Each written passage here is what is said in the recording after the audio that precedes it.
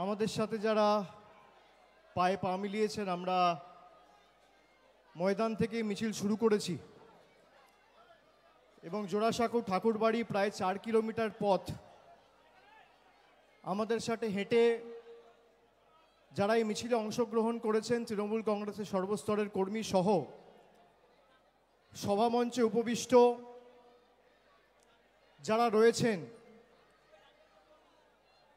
প্রত্যেকটা ধর্মের প্রতিনিধি বা ধর্মগুরু যারা উপস্থিত রয়েছেন, সেছাড়া সাংস্কৃতিক জগতের কলাকুশলীরা, খেলোয়াড়রা, যারা বাংলার কৃষ্টি সংস্কৃতি এবং ঐতিহ্যের প্রতিভূ, এবং তার সাথে সাথে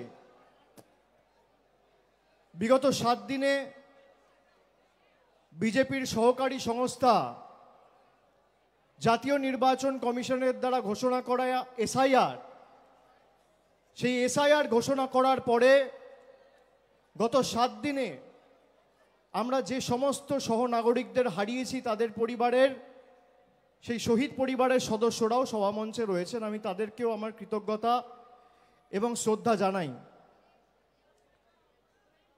যত দূর আমাদের চোখ যাচ্ছে, খালি কালো মাথা আর মাথা। দুদিনের ব্যবধানে আজকে এই সভা, মহামিছিল। গত পরশুদিন কালকে আমরা মিছিলের কথা ঘোষণা করেছি যে মমতা বন্দ্যোপাধ্যায়ের নেতৃত্বে কলকাতার রাজপথে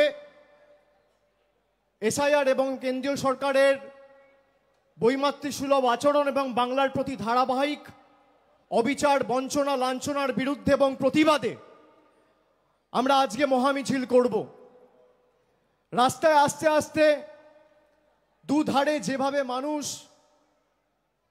কলকাতা সহ অফিস পাড়ায় যারা উপস্থিত ছিলেন, আপামর জনসাধারণ যেভাবে তাদের ভালোবাসা, কৃতজ্ঞতা, আশীর্বাদের ঋণে আমাদের আবদ্ধ করেছেন, আমরা সবার কাছে চিরঋণী। দুদিনের ব্যবধানে তৃণমূল যদি এই মিছিল করতে পারে, তাহলে আগামী 2 মাসের মধ্যে দিল্লিতে কি করতে পারে সেটা বিজেপির বন্ধুদের আমরা একবার ভেবে দেখতে বলবো। আমাদের ধমকে চমকে বড় বড় ভাষণ দিয়ে কোনো লাভ নেই। এই মমতা বন্দ্যোপাধ্যায় 21শে জুলাই যে আন্দোলন কলকাতার বুকে হয়েছিল, তখন তৃণমূল তৈরি হয়নি। কংগ্রেসের ব্যানারে সে আন্দোলন হয়েছিল। সচিত্র পরিচয়পত্রের যে দাবি, যে মানুষের ভোটাধিকার এবং মানুষের মৌলিক অধিকার থেকে মানুষকে যারা বঞ্চিত করেছে, তাদের বিরুদ্ধে আমরা গর্জে উঠব। 13 জন তরতাজা যুবক সেই দিন 21শে জুলাই প্রাণ দিয়েছিল। তারপর থেকে যখনই ভারতবর্ষে ভোটাধিকার কেউ প্রয়োগ করেছে, তৎকালীন যুব কংগ্রেসের সভানেত্রী মমতা বন্দ্যোপাধ্যায়ের আন্দোলনের কথা তারা মনে করেছেন এবং সে আন্দোলন আজও স্বর্ণাক্ষরে লেখা রয়েছে।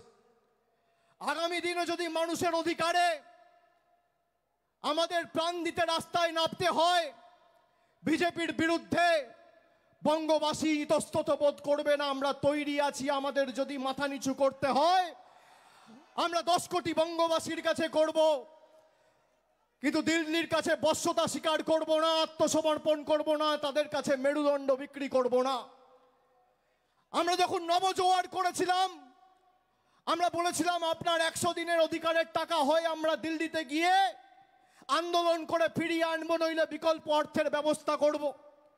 আমাদের সাথে বাংলার জনপ্রতিনিধিরা যারা ছিল, তপশিলি জাতি, উপজাতি, জনজাতি, মূলবাসী, সেই প্রতিনিধিদেরও অমিত শাহর অধীনস্থ দিল্লি পুলিশ চুলের মুঠি ধরে টেনে হিঁচড়ে তৎকালীন 2023 সালের অক্টোবর মাসে কৃষি ভবন থেকে বার করেছিল।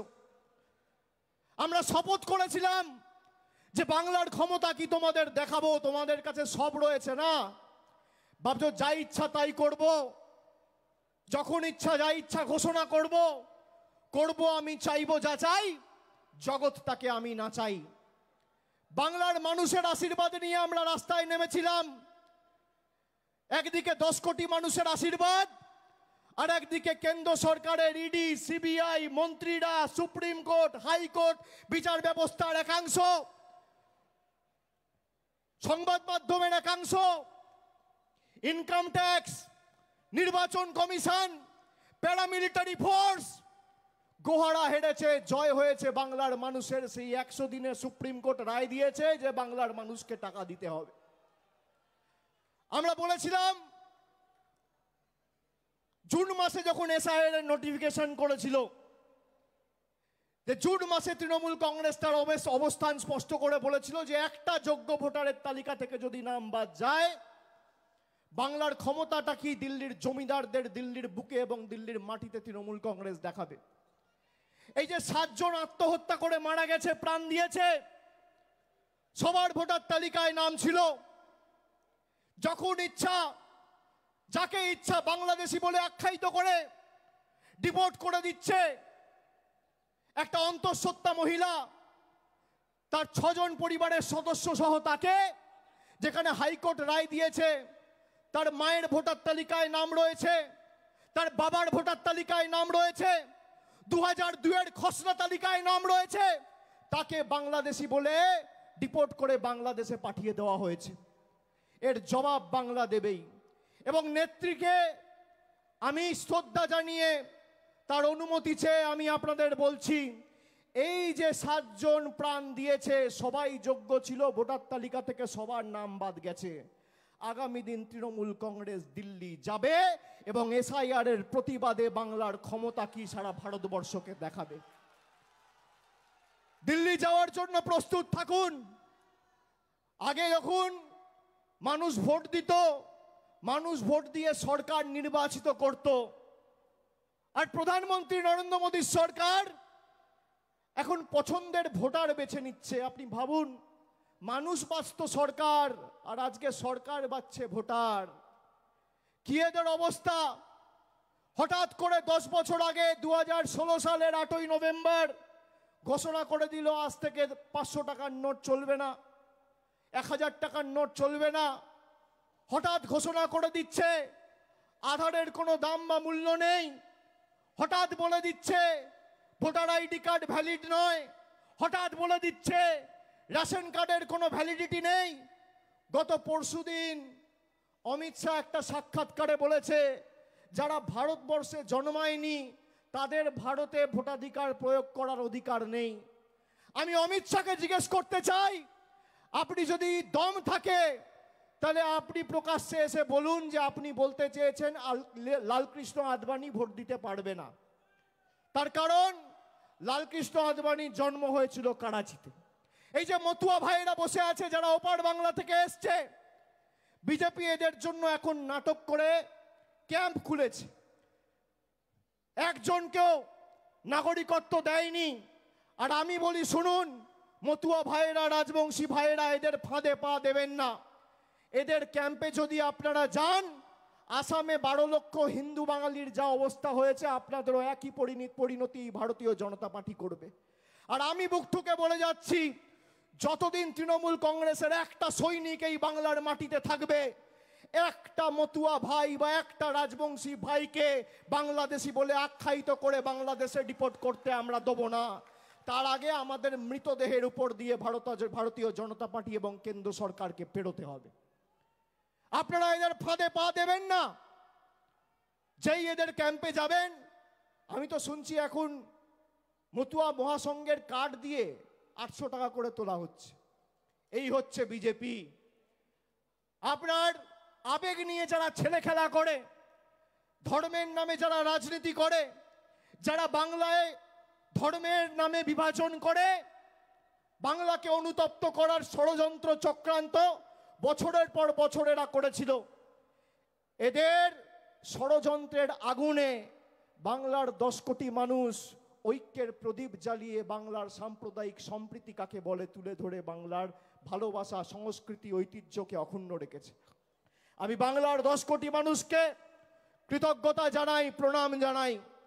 হট করে এসআইআর ঘোষণা করে দিতে হবে, তার কারণ বিজেপি বাংলায় 2021-এও হেরেছে, 16-তেও হেরেছে, 19-এও হেরেছে, 24-এও হেরেছে। আমি আপনাদের কথা দিচ্ছি, আপনারা হাত তুলে বলুন সবাই দিল্লি যাওয়ার জন্য প্রস্তুত? সবাই হাত তুলে বলুন আমার মতুয়া ভাইয়েরা দিল্লি যাবেন? যাবেন? সবাই দিল্লি যাওয়ার জন্য প্রস্তুত? হাত তুলুন। বাংলার ক্ষমতা কি আমরা দেখাবো? বাংলার ক্ষমতা কি আমরা দেখাবো? দিল্লি যাওয়ার জন্য প্রস্তুত?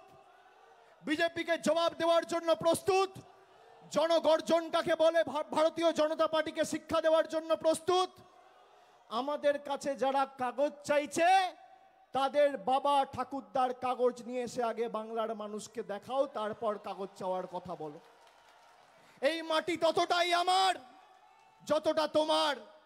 এ মাটি ততটাই একটা সংখ্যালঘু সম্প্রদায়ের মুসলমান ভাইয়ের যতটা একটা হিন্দু ভাইয়ের, যতটা একটা খ্রিস্টান ভাইয়ের, যতটা একটা শিখ ভাইয়ের। এই মাটি যতটা একটা মতুয়া ভাইয়ের ততটাই একটা রাজবংশী মার। এই মাটি যতটা আমার, এই মাটি ততটা তোমার। বৈচিত্র্যের মধ্যে একতাই আমাদের মূল মন্ত্র। নানা ভাষা, নানা মত, নানা পরিধান, বিবিধের মাঝে দেখো মিলন মহান।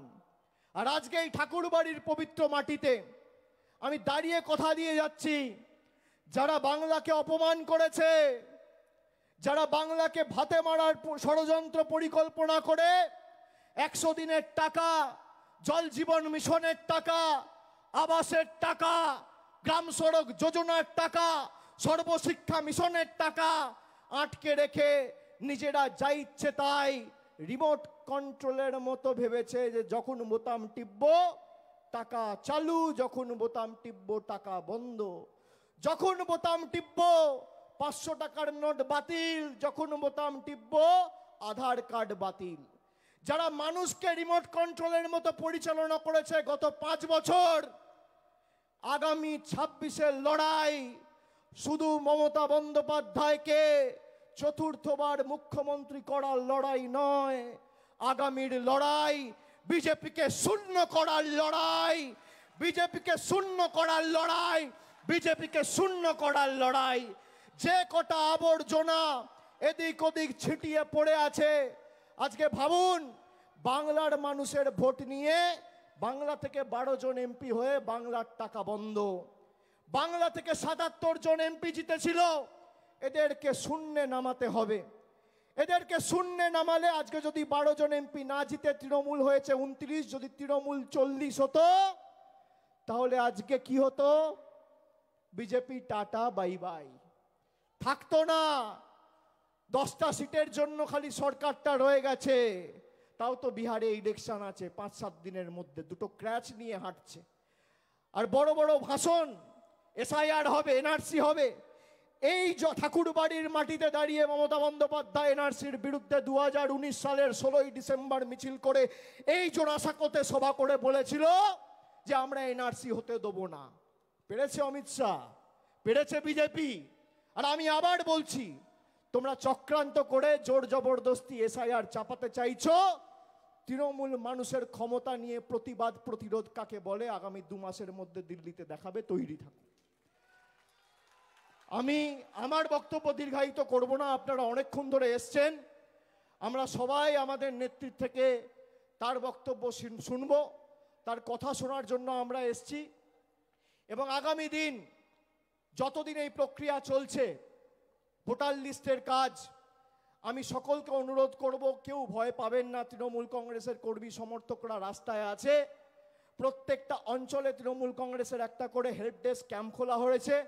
প্রত্যেকটা ওয়ার্ডে, শহর এলাকায় তৃণমূল কংগ্রেসের ওয়ার্ড ভিত্তিক ক্যাম্প রয়েছে, বিধানসভা ভিত্তিক ওয়ার্ড রুম রয়েছে। প্রায় 7,000-এর বেশি ক্যাম্প আমরা সারা বাংলা জুড়ে কুচবিহার থেকে কাকদ্বীপ করেছি। বাংলার মানুষের পাশে যতদিন তৃণমূল কংগ্রেস আছে, বাংলার মানুষকে কেউ দমিয়ে রাখতে পারবে না। চলবে না অন্যায়, টিকবে না ফন্দি, জনগণের আদালতে হতে হবে বন্দী। যে আমরা লড়াইয়ের ডাক দিয়েছিলাম 2023 সালে 100 দিনের লড়াই, আমাদেরকে অনেক চেষ্টা করেছিল আটকানোর, আটকাতে পারেনি। তারপরে রাজভবনে এসে আমরা ধর্ণা করেছিলাম, আইনত লড়াই হয়েছে, 2,58,00,000 জব কার্ড হোল্ডারের জয় হয়েছে। আগামী দিন 10 কোটি বঙ্গবাসীর জয় হবে। তাই চতুর্থবার শুধুমাত্র মমতা বন্দ্যোপাধ্যায়কে বাংলার মুখ্যমন্ত্রী করলেই আমাদের হবে না। যারা বাংলার মানুষকে পদে পদে লাঞ্ছিত, বঞ্চিত, নিপীড়িত, শোষিত, অত্যাচারিত, অবহেলিত, বাংলাদেশি বলে আখ্যায়িত করে দাগিয়ে দিয়েছে, সেই বাংলা বিরোধীদের সবকটাকে ছেটিয়ে বঙ্গোপসাগরে ভাসান দিয়ে আবর্জনাগুলোকে তাড়িয়ে বাংলাকে বাংলা বিরোধী বিজেপি থেকে মুক্তি দিতে হবে। সকলকে আর একবার ধন্যবাদ, কৃতজ্ঞতা, প্রণাম জানিয়ে সকলকে আর একবার আমার শ্রদ্ধা নিবেদন করে আমি আমার বক্তব্য শেষ করছি। জয় হিন্দ, বন্দে মাতরম, জয় বাংলা। জোরে বলুন জয় বাংলা। পিছনে যারা আছে হাত তুলে জয় বাংলা, জয় বাংলা, জয় বাংলা। ভয় পাবেন না। অনেকে ভাবছে জয় বাংলা বললে নাকি বাংলাদেশি বলে বিজেপি আখ্যায়িত করবে। বাংলার মাটির এমন শক্তি, ভারতবর্ষের রাষ্ট্রপতি বাংলার মাটিতে দাঁড়িয়ে জয় বাংলা বলে গেছে। কারোর ক্ষমতা নেই। বলবেন, গর্ব করে বলবেন, বুক ঠুকে বলবেন, আওয়াজ উঁচু করে বলবেন, জয় বাংলা, জয় বাংলা, জয় বাংলা, জয় বাংলা, জয় বাংলা, জয় বাংলা। দুহাত তুলে জয় বাংলা, জয় বাংলা, জয় বাংলা, জয় বাংলা, জয় বাংলা, জয় বাংলা, জয় বাংলা, জয় বাংলা। অনেক অনেক ধন্যবাদ, নমস্কার।